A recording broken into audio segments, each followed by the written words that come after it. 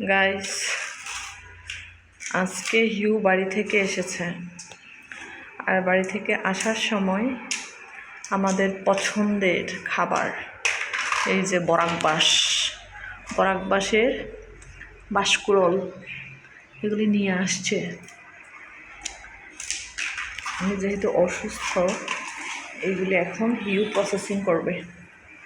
এখানে হচ্ছে 3টা আছে। অনেকেই অনেক ধরনের বাঁশকুড়োল খায়, কিন্তু আমরা গারোরা নর্মালি বরাক বাঁশেরগুলো ছাড়া অন্য কোনো বাঁশের বাঁশকুড়োল খায় না, নলি বাঁশ খায় না। আমরা হচ্ছে এই যে বরাক বাঁশের এই বাঁশকুড়োলগুলি খাই। দেখতে পেরেছেন কত বড় বড় বাঁশকুড়োল। এটা একমাত্র আমাদের এলাকাতেই সম্ভব, আমাদের গারোদের দ্বারাই সম্ভব। এগুলো সব বাড়ি থেকে আসছে। যেহেতু রুমের ভিতরে মেঝেতে ভিডিও করা হচ্ছে, তার জন্য এই যে এটা একটা বস্তা বৃষ্টিতে ভিজে এই নাজেহাল অবস্থা, এইটাতে রাখা হচ্ছে। আর বাড়ি থেকে আসছে বড় বড় যে 2টা কাঁঠাল, এই সবগুলো ভিউ নিয়ে আসছে আজকে। আর জামাইয়ের যে এত দাম, আগে জানতাম না। জামাইও আসছে, আমার জ্বর কিছুটা কমে যাচ্ছে। জামাই কি মেডিসিন নাকি? জামাই, ও জামাই,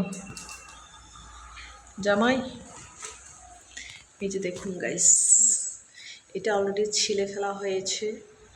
এটাকে এখন দা দিয়ে সুন্দর করে চেষে নেওয়া হবে।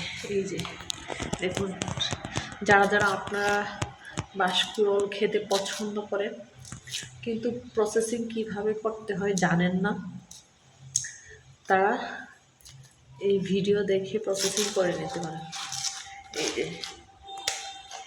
দেখুন, এই বাঁশগুলি যদি এখন কেটে ফেলা না হয়তো ইন ফিউচারে কত বড় বড় হইতো, ঠিক না হিউ? কত বড় বড় বাঁশ হইতো। এগুলি অঙ্কুরে বিনষ্ট করে ফেলা হয়েছে একমাত্র মুখের স্বাদের জন্য। যাই হোক, সবগুলা তো আর কেটে ফেলা হয় না। বাঁশ ঝাড়ে তো অনেকগুলো বাঁশকুড়োল হয়, এখান থেকে 1টা 2টা এরকম করে কাটা হয় আর কি। যাক, তো দূরে থাকলে কি হবে? দূরে থাকলেও আমরা আদিবাসীরা যেখানেই থাকি, বলে না যে ঢেকি স্বর্গে গেলেও ধান বানে। আমরা এই রাজকীয় অবস্থায়, এই যে এই বিল্ডিংয়ের রাজকীয় অবস্থায় থেকেও গ্রামীণ পরিবেশের খাবার দাবারগুলো কিন্তু আমরা ভুলে যাই না। আমাদের ট্রেডিশন আমরা ধরে রাখি। আর এইটা অবশ্য এখন শুধুমাত্র আদিবাসীদের মধ্যে সীমাবদ্ধ না, এখন ওভারঅল সবাই খায়, এটা পছন্দ করে।